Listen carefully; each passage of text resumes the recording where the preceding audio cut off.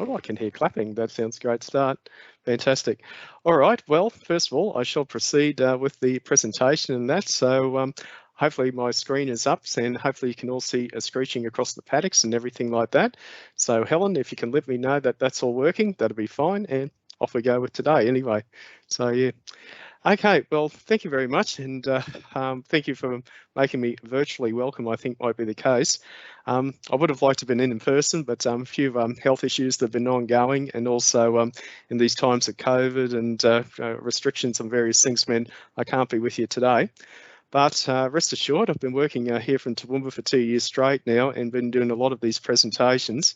I'm actually doing this from home today at Mount Lofty, not down at the loft where I was earlier this morning, which is Queensland Rail offices and everything like that. But as I said, I'll be taking you through today the events of the Camp Mountain train smash, which took place in 1947 and on May the 5th. So we've just passed the 75th anniversary of the Camp Mountain smash.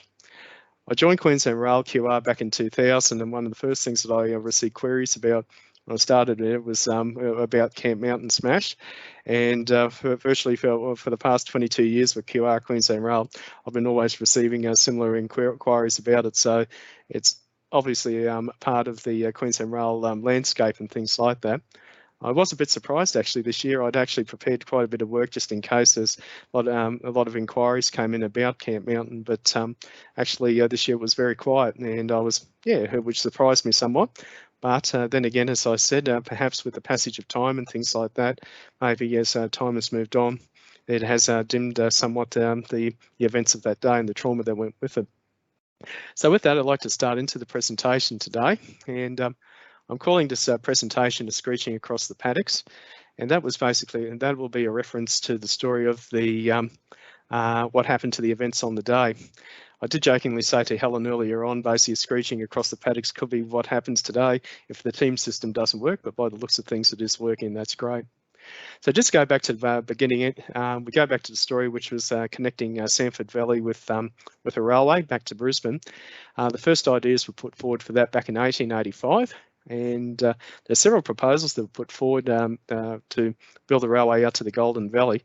One of the more sensible ones, and probably the shortest one, would have actually gone via Normanby. And there was also one that ran via Paddington and Main Junction. The most direct route would have actually come in from the Normanby, and it would have actually approximated what's Kelvin Grove Road into Brisbane today. So when you followed that line of road, it would have been very close to the railway survey that was being proposed. Of course, they built a tram line out there, and that followed it, later period and everything like that. But the line was actually proposed by the Windsor Town Council initially to go to Enoggera, and it was going to be built under what they call a divisional guarantee, whereby the local shire or the divisional board, they contribute towards recovering the loss on the railway and also taking a share in the profits. That's if there was a share in the profits. So approval was given in 1895 to construct the railway through to Enoggera. The line was actually, those of you travel in from Ferny Grove and into down in central and Brisbane there by train now, you'll notice instead of going a straight way, it actually goes through Windsor, Wilston, and then does a big swoop around before you get into Main and Main Junction. That was primarily because the line was built to serve the old Newmarket sales yards, and that was the primary reason that the line was built through to Newmarket in those areas. Construction began in 1897 and then it opened through in February of 1899 through to Enoggera. The Windsor Town Council, however, they found itself saddled with a railway that was a great loss-making concern. And at one time, they were even talking about converting that railway into an electric tramway in the hope of trying to turn a profit. But it never quite came. And the Queensland Railways did take over the railway as part of the Queensland Railways. And approval was given in 1912 actually to extend a survey beyond Enoggera Station, and that was actually going to take it out to the Rifle Range, which is today's Gaythorne. So that was just prior to the Great War and the outbreak of the Great War. The extension to Rifle Range was open to traffic in 1916. For those of you familiar with the area around Gaythorne, the line actually at Gaythorne Station Rifle Range, but just before then, it's sort of like a left-hand branch line spur, went across Sanford Road and into what's there today, the Enoggera Army Barracks, and or Rifle Range as it was called then. And during the Great War, that was an enormous encampment there. It was also a large training area as well for the AIF and also the Light Horse, although they used to go down to Newmarket, and actually they moved from there in 1914 using trains down through Wallingarra and those areas as well. So that was in the time of the Great War, but in 1917, during the Great War, approval was given to continue extending that railway out towards the Golden Valley and out towards Sanford. So the line was going to head in a northwesterly direction. It was going to cross a racetrack that is at Mitchelton, which is now the football oval at Mitchelton, and that was before it headed further in the northwesterly direction. The first stage of that was opened in Mitchelton in 1918. Day Labour, it was called, that actually built the railway, and the YMCA actually looked after the creature comforts in the camp, because in that area it was they tried to have the old navvy camps or railway construction camps are a little bit on the wild side, as you'd appreciate. So they actually tried to keep them relatively a clean and good environment, and the YMCA actually organised the camps and used to provide the cooks and everything like that. So the line opened through to Sanford in June of 1918. There's a further extension line that was provided through to Debra in 1920. And in 1920, it was actually what we call the turning triangle that was built, so they could turn locomotives at Mitchelton. And that was in the grounds of what's today Mount Maria, the Mount Maria College there. So, as I said, 29th of June 1918, railway officially opened the extra 14 kilometres through to Sanford. And then opening the railway was, it was for many years, when you think about, been waited for that stage for about 35 years. So it was a major event for the people of Sanford when that railway line was built and when it was open. Nice little quick photo here that's Mitchelton, taken around 1925. As you can see, there's no waiting behind or staying behind the yellow safety line, as you can see there, in 1925. And that was the original Mitchelton railway station. So Sanford, it was very proud when that railway finally opened through to it. It was a great day of celebration and a big turnout there. And so the people of Sanford were very happy to be connected to Brisbane. But even in that stage, in 1918, there was always a projection that the line would continue on. And that line was predicted going to go through Terrace Creek, or which became Debra. So this was Debra in 1917. Debra in the days of steam trains after the line opened there in 1920. It's a lovely little photograph here, as you can see, of the opening of the railway line through to Debra. And it was a lovely picturesque town, as they said. In those days, the steam trains and rail motors were still very much a very small town. It had its own butter factory, it had a sawmill, and it probably would have made sense really in the long run to actually bring the railway line in from Petrie to Debra. It was a lot shorter than bringing it up through Sanford and those areas. But at that stage, the railways were committed to, and the local population, they wanted the railway to continue through to Debra up through Sanford and those areas as well. And again, as I said, it was all done by day labour. The interesting thing was that they did look at extending that railway line up through Mount Pleasant, and even were conducting surveys in about 1916 that Debra might not always been the end of the line as it was.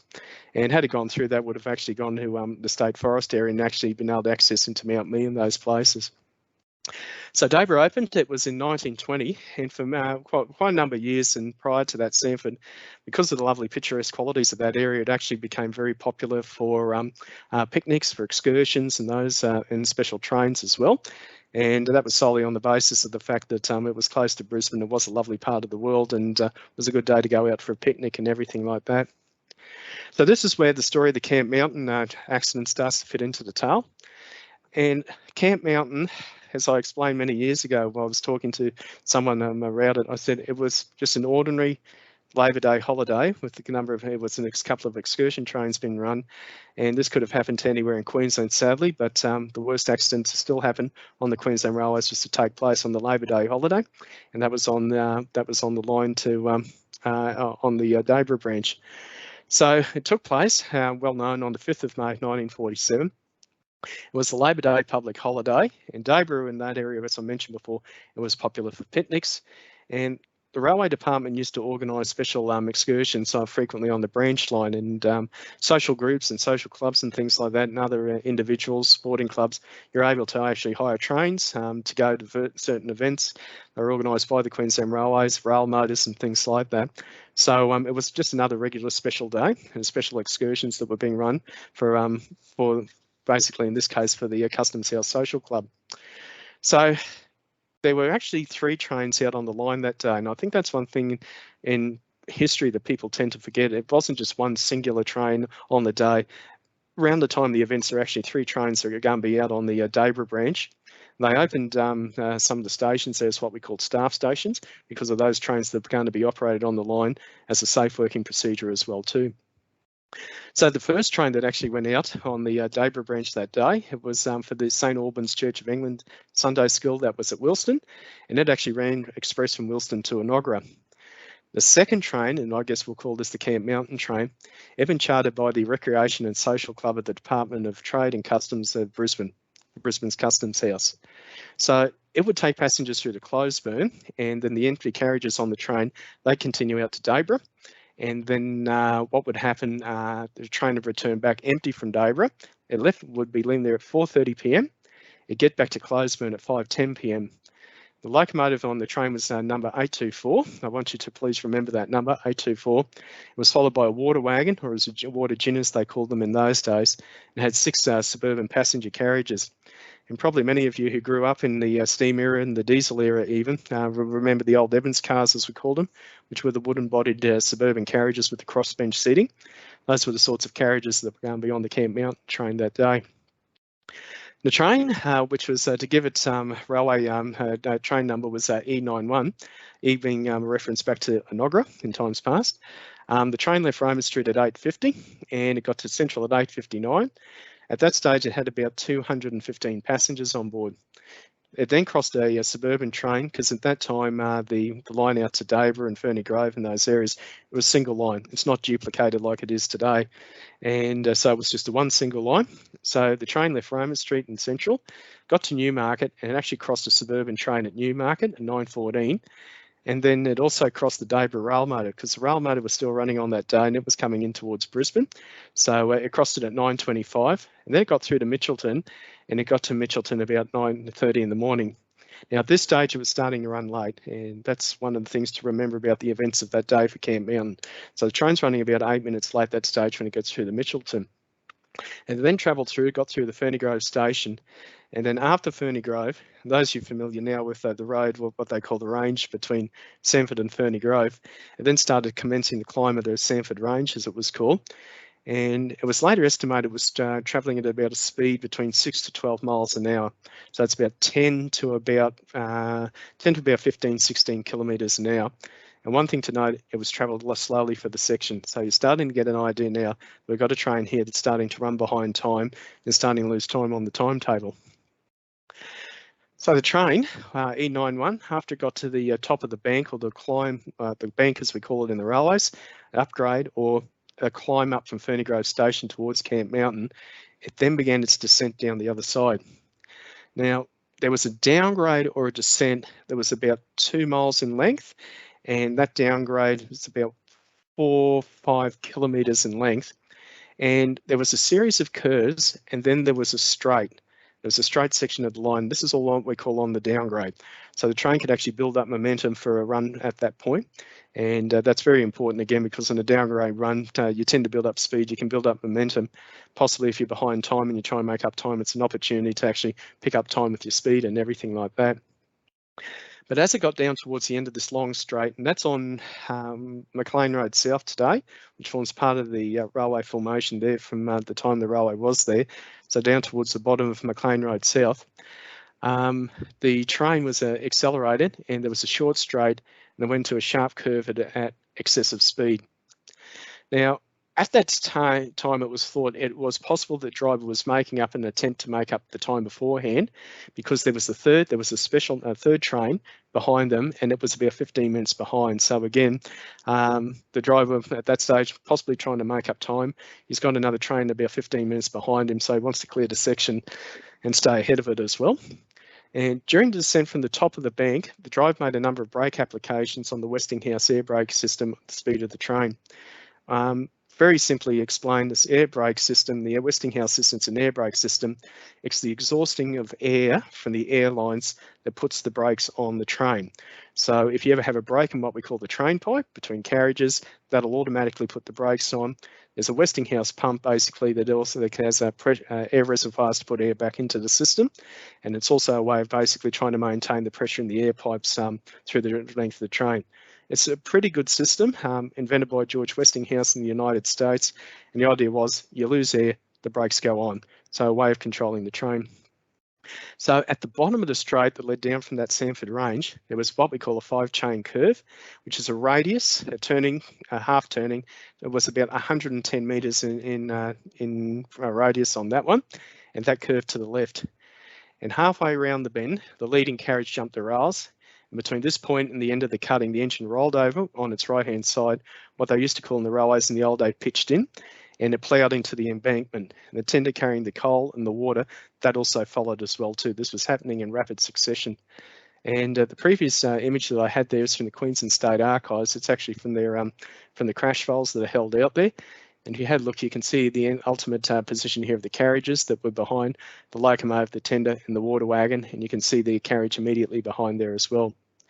So the end result of that was this, which was the scene of the impact, scene of the derailment as well. Two of the additional carriages that were attached to the water wagon, they were actually carrying people. That was carrying additional supplies to the engine. The water wagon, these two carriages, they telescoped into each other. Telescoped, by what you probably might understand, is literally that, is that the carriages were smashed in and basically concertinaed into themselves. The front van, which was the leading guards van, number 740, it was destroyed. The following carriage, BU 739, it had two of its leading compartments destroyed as well. Now, the ordinary length of the locomotive, the water wagon, and those three leading carriages was generally around about 100 metres. That's about 239 feet, give or take. Now, the result of the derailment, the impact meant the wreckage was compressed into a space half of that size. So it gives you an idea of the impact and the fact that these carriages have run into the water wagon, then run into the derailed locomotive. I mentioned before there was that second train that was following the first excursion special. The guard who was on there, Evans, he was on the wreck train. So he ran back to place red flags and laid detonators down on the rails, which would warn the train that was coming behind them that there'd been an accident or the train had stopped in section up ahead. He had to run back a quarter of a mile. And interestingly enough, Evans noted when he was giving evidence before the inquiry, the derailment had taken place at 9:48. Being a railwayman through and through, would have checked his watch as soon as something happened, just to note the time and everything like that. He also had a first aid kit that was in the guards van as well. He gave that a passenger to take to the front of the train, and then Evans went back to protect the rear of the train at that stage. And Evans actually was to remain on duty there until 5:30 that afternoon. So you can see here, this is part of the aftermath of the Camp Mountain smash. You might just be interested in drawing attention to the number of people that are actually allowed on site, which is something that you would never see in this day and age, of course. And we've just got a bit of a pumper over here to the side, which with the old Fetless pumper that would have been used as to bring tools, bring people up, and those sorts of things. Now, immediately after the accident, we got the photograph here of number 824 pitched in on its right-hand side, as you can see there. There are local farmers, they went to the accident site and they were alerted by the high pressure sound of steam escaping through the stud of that broken locomotive whistle. That was that screeching across the paddocks. Now, over the years, that story has been told and retold, and it's just a few myths to, first of all, say at this stage, one thing that the driver, pulled levers and that to release the steam from the boiler to save the train after the accident, that didn't happen. The locomotives themselves used to have what they call fusible plugs in the boiler, and when the fusible plugs, when the water that was in the boiler dropped below that, the lead would melt and they would exhaust water into the firebox basically as a safety thing to prevent boiler explosions as well. The driver did not have any way of just releasing steam from the boiler in some automatic thing. That never took place. And the noise and everything like that of the steam exhausting was literally this whistle had broken off and the steam was just shooting out from the broken stub that was there. But it was that strange shrilling noise, that screeching across the paddocks, that alerted people obviously that something had gone wrong. So a lot of the local farmers started hearing the strange noise. Some had actually claimed in evidence later on that actually heard the sound of the crash and everything like that. The first call was made to the QATB HQ, and they had 18 ambulances were dispatched within 70 minutes. And that included a lot, you'll notice later on, that come from the Brisbane Labor Day march that was on at that stage. Interestingly enough, and there's been quite a few accounts in recent times, depending who you read, they always say about the responsibility of the crew. But the subsequent inquiry recognised the efforts of everyone involved, and actually Guard Evans, who actually went back to protect his train and give assistance, and it was even recognised then is in a state of nervous shock, or what we'd say in this day and age trauma, or in trauma. So at Sanford, we had an emergency rescue gang that was formed within a few minutes. That was from local farmers and shopkeepers, and they climbed onto trucks and they headed for the scene of the tragedy as word of the smash began to spread. The scene of the crash, the uninjured passengers were actually assisting the least seriously out of the train. And it's not unusual, this sort of thing. I think people look back in this day and age, but we've got to remember this was only 2 years after the ending of the Second World War. People had come through the Depression and things like that. People come through the Second World War. So they were much used, I think, dealing with trauma, dealing with disasters and, those sorts of things, because they've been on a war footing. They'd actually been involved in defence of Australia. They'd served in the Army, Navy and Air Force. So there's a much better sense, I think, than appreciating, what could have happened and what gone wrong for people and everything like that. Now, the first individuals who weren't local to actually get to the scene, that was Sergeant J. Kunkel and Constable L. Fitch of Mitchelton.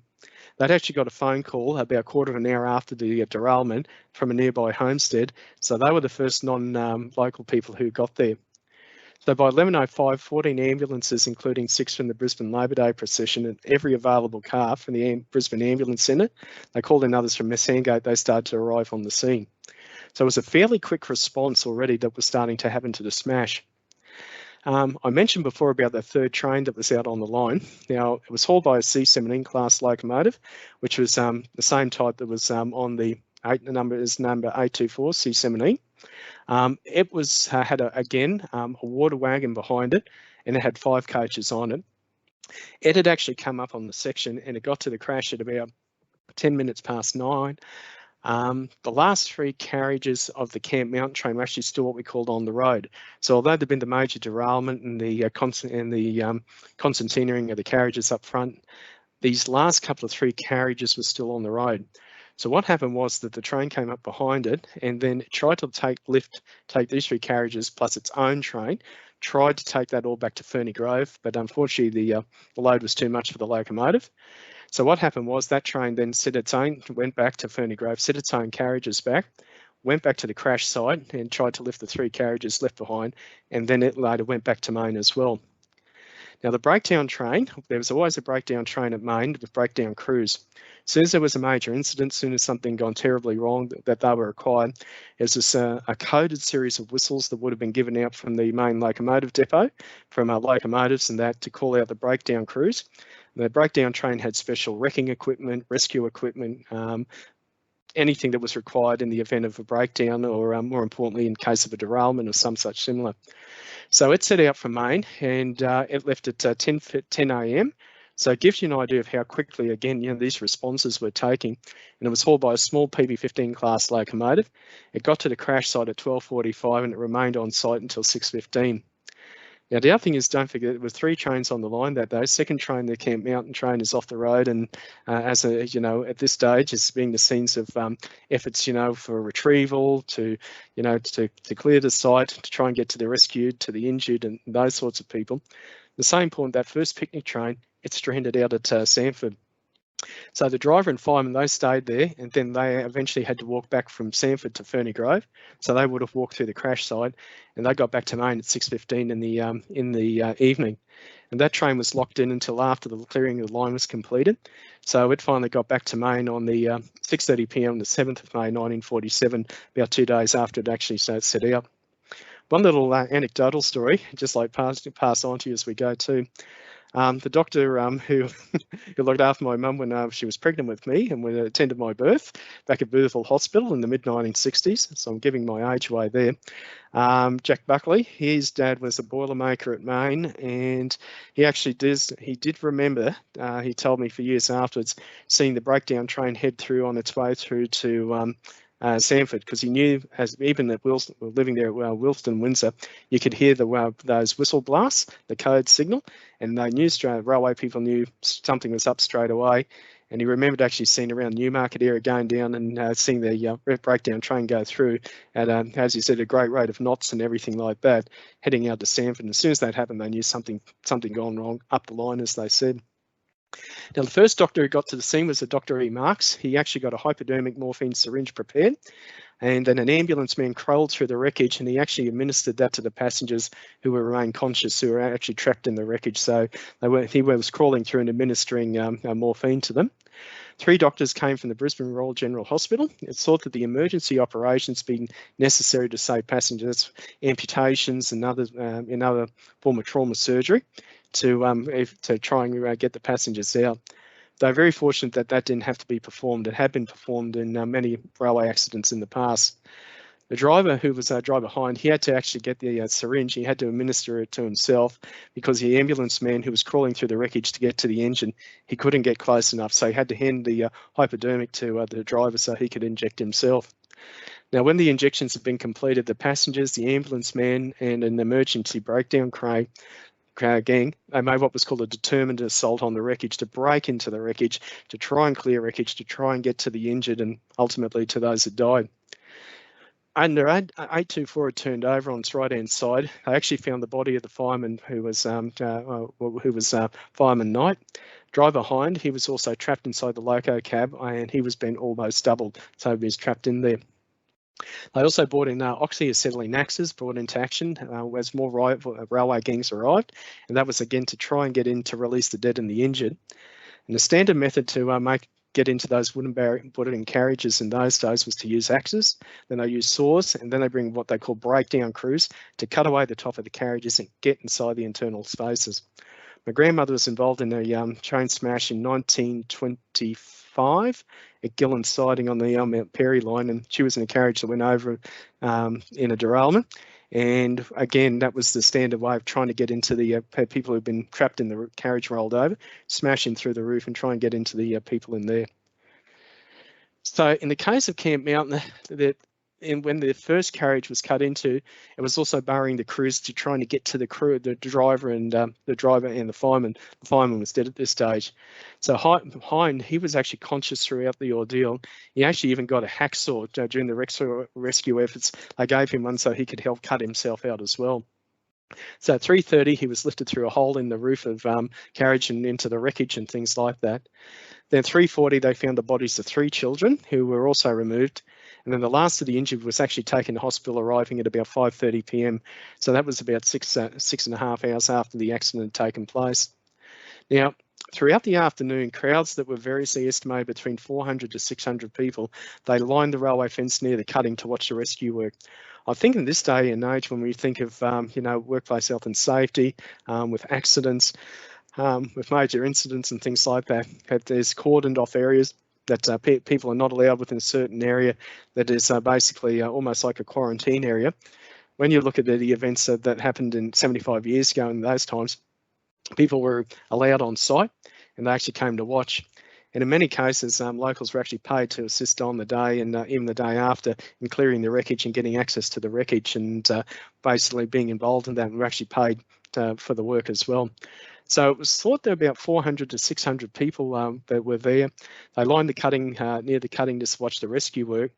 And it was also estimated that about 400 cars were turned back from the road leading down to the railway line by the police. So these were sightseers who were coming out, had heard about it on the radio and, was being broadcast and things like that, that this smash had taken place. And they were actually going out to sightsee and, see what had happened.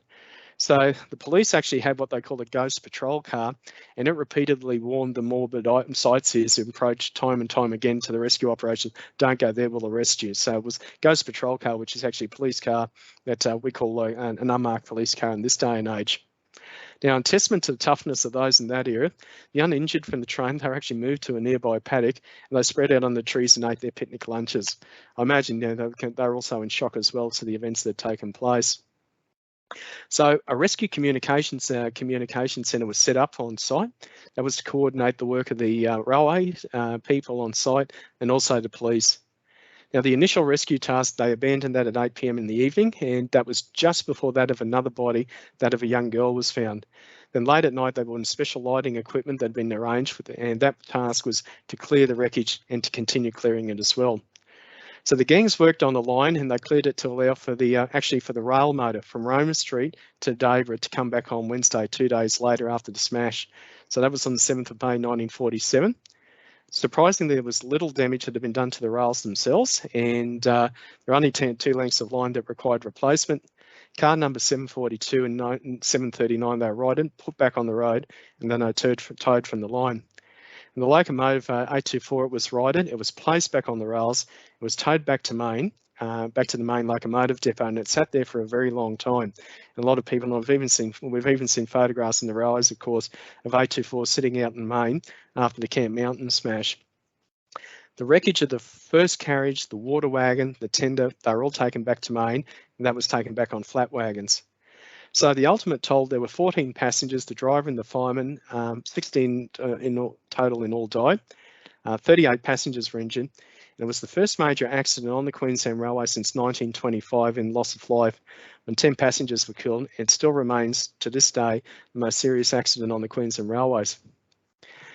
One of the things that's come out over the years, and still quite often, is about the conspiracies behind what happened to Camp Mountain, the many myths and things like that, that these things were never properly investigated. The Court of Inquiry that convened in the aftermath of the accident, it sat for a total of 14 days. The final day of sitting was on the 9th of June 1947. There were 50 witnesses who were examined. And at the close of the inquiry that began on May the 21st of 1947, the board had sat for 60 hours and listened to the evidence and addresses. It amounting to about 3 bound volumes totaling 875 foolscap pages. In the year 2000, I spent 4 days at the Queensland State Archives, and I actually went through the accident files, and I didn't quite go through all 875 foolscap pages. Others have done that and done remarkable research on it as well. But all the material that was held out there, and there's a very thorough investigation that was conducted into the events on that day. So overall, there seemed to be common agreement as to what actually went wrong that day and the underlying cause of the smash. And that was what they called the upset of the tender, which was and the derailment. So what had been thought out, or what was the theory of the working at that stage, was that the common agreement was that in entering the curve, an overturn speed of the tender would have been reached. So the train was travelling too fast for the section, it goes into the curve, and the tender would have reached in the left-hand wheels, and then the left-hand side of the tender would have lifted clear of the rails.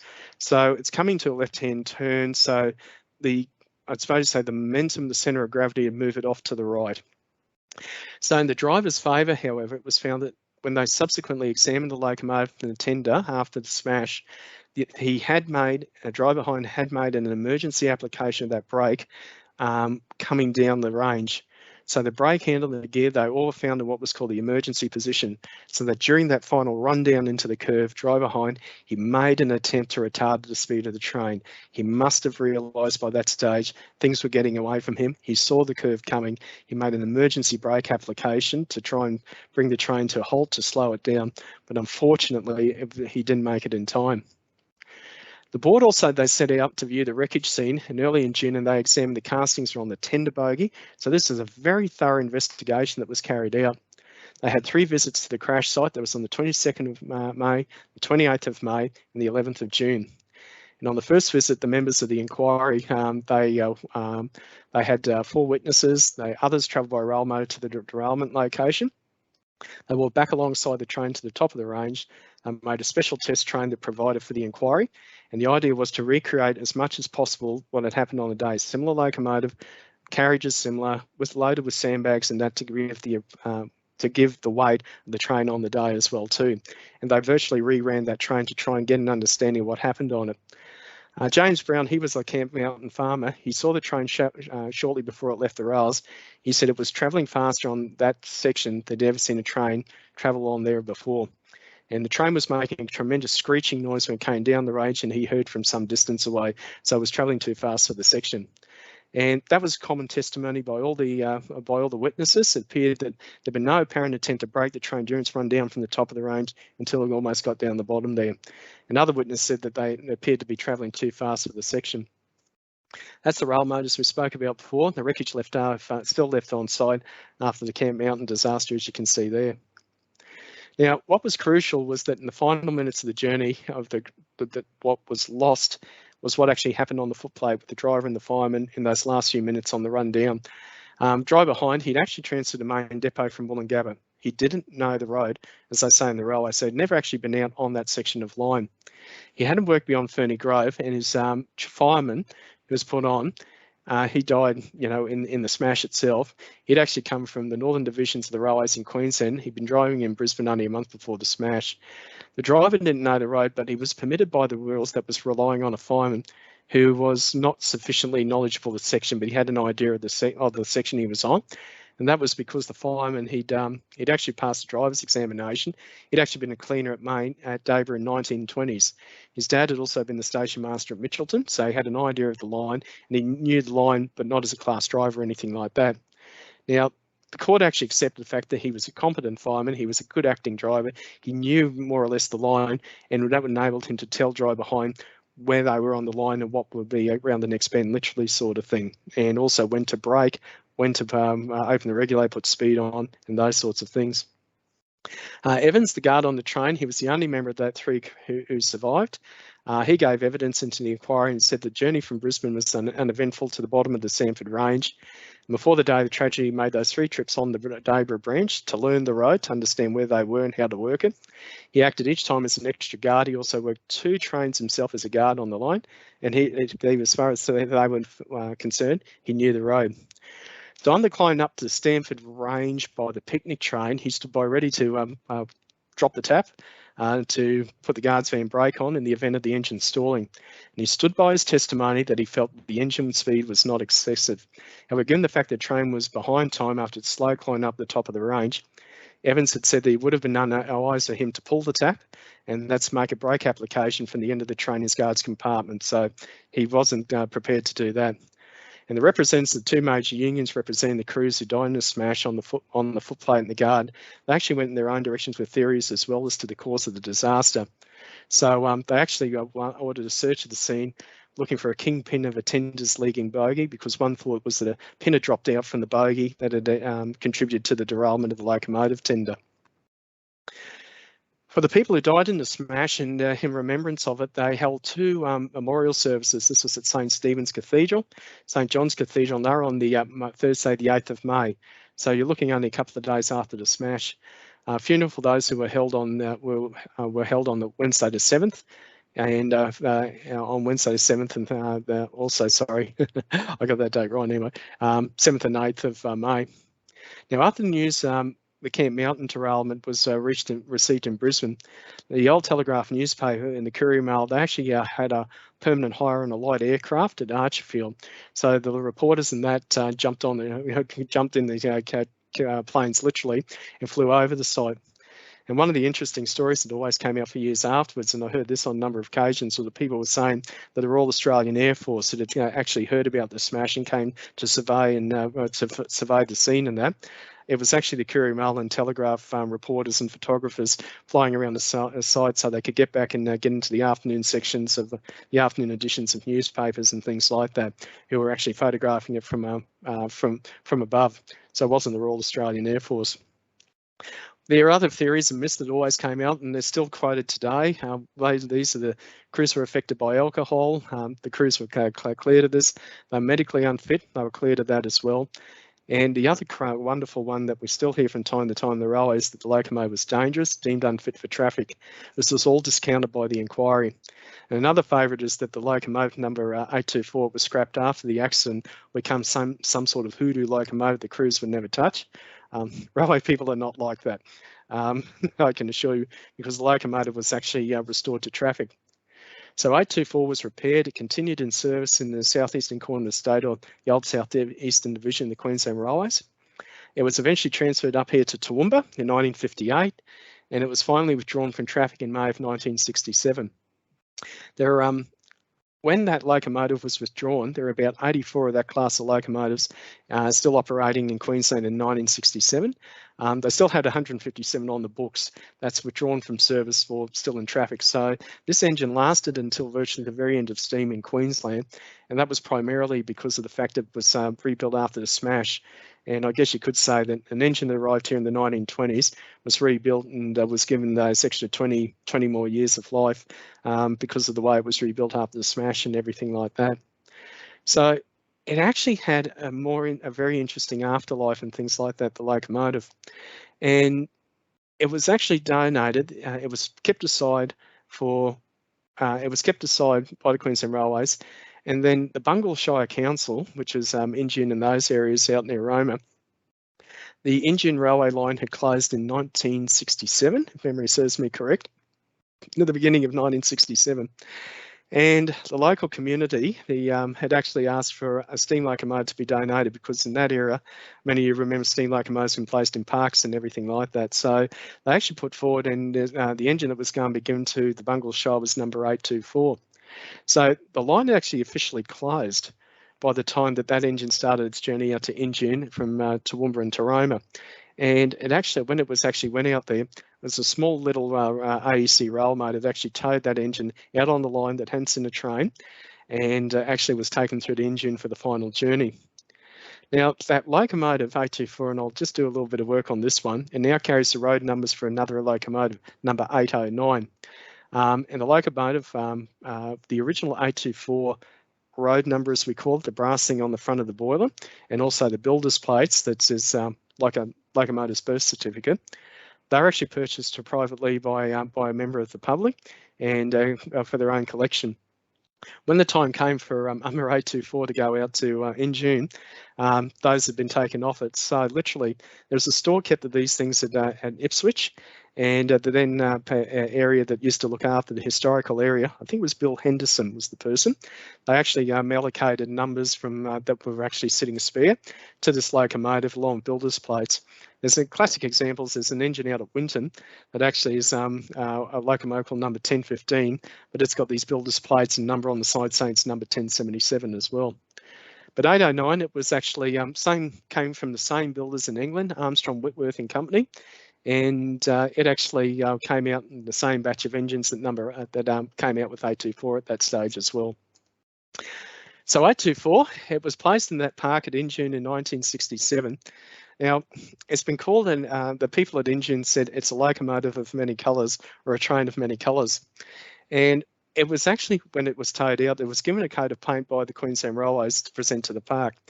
Now, those of you who are familiar with locomotive liveries in Queensland and steam locomotives, the locomotive, when it went out, there was painted what we call the brown bomber livery. So it's a kind of livery that was painted to locomotives generally in the 1950s and that. So the Queensland Railways, when they gave it to, this engine was originally black. So it was painted in this totally incorrect paint scheme from the word go, when it was just handed over and towed out to Injune. Now, this had existed until about the early 2000s and that, and the engine was given a new paint scheme and was given what was called a heritage colour, which is a orange and green colour. And those who've been to Injune over the years and seen this engine had another totally incorrect paint scheme that was applied to it. So that had continued through, and they called it a rustic heritage colours, and rustic seemed to be the word rusty, perhaps. In 2019, the Injune Tourism through the Marinara Regional Council, they made an approach actually to get a $10,000 grant to see about getting the locomotive in the park, number 824, repainted and cleaned up, and basically have conservation work done before the preparation for the railway centenary that was out at Injune in June of 2020. And so they approached Queensland Rail and approached myself and also the people from the railway workshops at Ipswich, the QR Heritage, Queensland Rail Heritage people there, and try and get an approximate, try and correct the paint scheme on the locomotive that had been out there since 1967. It was quite simple. We said black, everything black, pretty much black, red, and we gave them hints on a few other things as well too. So in the late 2019, early 2020, the locomotive was painted finally since 1967 into a correct colour scheme to reflect the engine, and it was placed in the park as well too. It's actually also now under a nice shelter that was put out there as well. This is a series of engines arriving here at Pinkenbar in 1927. That's number 818, Lomf 809, and those other locomotives as well. And that's locomotive 809 when it was new. Those plates of that engine are out at engine that went out with 824. So I mentioned before we gave advice on the correct colour scheme and everything like that for the locomotive that went out. The other interesting thing is those carriages that I mentioned before, they were rebuilt as well. And in that era, with eventually, if anything could be rebuilt after a smash or anything, the railways went through and they did it and tried to do it. And they were returned to service as well. And I think 2 of those carriages today are still in service. They're with the Southern Downs Steam Railway, which is based down at Warwick. A fortnight ago, we had there was a special steam train excursion came from Warwick up to Toowoomba. A very atmospheric day. It was low cloud. It was rainy, and it was generally unseasonably miserable and everything like that. But it came up that day, and that was actually on May the 5th of 2022. And it was actually remarked on that day that I think 1 or 2 of the carriages I don't know if they're actually on the train that day or they're back down at Warwick, but those carriages have been in the Camp Mountain smash 75 years before. And the C17 class, brown locomotive, actually pulled into Toowoomba there, and it was, in a way, I suppose, keeping that link with Camp Mountain 75 years before, and the story of 824 as well, alive with it as well. One thing that doesn't concern there was this photo was sent down recently, and I think by the looks of things, I might have an incorrect builder's plate back on the locomotive again. I've got to check in on this one because that's from Ipswich Workshops again, so it seems to mess up the story. For those of you finally, as we've just come to the end of the story of Camp Mountain 75 years on, there's a number of references here. It's still the best, good, concise, solid history if you're really interested in this, and it's well worth purchasing. It's the Camp Mountain Railway Disaster by Peter Burden and Graham Bailey. A new edition of this was published in 2021. It is still one of the best concise histories I know of the events of the day. Very well written, well researched, and it's, as I said, it's a very good, thorough investigation of what happened that day, and also very good with the evidence as well too as to what actually took place. Queensland State Archives actually have their own website that was set up. It's primarily drawn from testimony of witnesses and things like that, and photographs as well too. State Library had a small blog about it as well, and even the Queensland Police Museum, they've set up their own websites that delve into this. The interesting thing I like about is the police look at it from the investigation, and how the legal system saw blame allocated and things like that. Hawken University, Hawken School of Engineering at University were involved in the also in the investigations as well. Dr. Dino Morelli from there. So there was a tremendous amount of investigation that went into this smash, and as I said, still remains our worst today. So if you're interested, Liza, there, definitely a copy of Camp Mountain. You've got that State Archives website. There's the material is still held at the State Archives in the hard batch correspondences and things like that. And there's also just some other general histories that have been written around it as well too. So as I just come to bring the story to a close today, in 2019, in August, I was actually out in June and just in preparation, trying to actually work out the correct paint scheme. And again, the local engine community there said the story about wrong engine, is it Camp Mountain, which you think after half a century out there, it's still been debated. But it's quite easy to find out because we were able, as I said, you check on what we call the crossheads, also the big ends on the locomotives and locomotive stamps, 824, 824, 824. The thing that was the big giveaway, and I pointed this out to some of the people who were there with me that day, I had a look behind the right-hand side of what we call the cylinder chest, which is the cylinders where the rods go in and out. And on the frame of the engine, you could see the scour marks that have been welded over, pad welded. You could see the score marks, and you could see them on the right-hand side up close to the cylinders.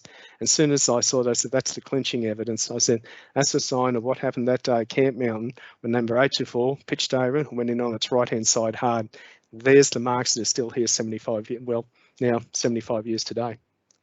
So with that, I was like, thank you very much. And as I said, hopefully, yes, I made up some time for you again today, and hopefully I've brought things into brought some time back into things. But yeah, it was surprise. I'm still surprised at 75 years on that that thing is the story of our Camp Mountain is it still resonates. But perhaps now, given 3/4 of a century has passed, maybe the events of that day, maybe now that because many of the people who are there now, no longer with us. So maybe now that story, will become, something less and less, and hopefully less traumatic for people who still remember the day. But it still has its echoes and memories. A number of years ago, I was just actually, when I was doing some research, I actually walked the bike trail from McLean Road back towards Ferny Grove there. It was very interesting. A couple of people went past on their bikes and were talking about the Camp Mountain smash, and they're talking about, and again, even though there's wonderful interpretive signage on those locations talking about it, it was still interesting to hear them talk about, the numbers that were killed and, hundreds died and everything like that. So it was an interesting one, but hopefully amongst historians and with the good work of the local community, Sanford Museum and many others, and also with Helen's people, hopefully that the Camp Mountain train crash, the ghosts may be able to be laid to rest, and hopefully the story and the heroism of ordinary people on that day will be remembered. So thank you.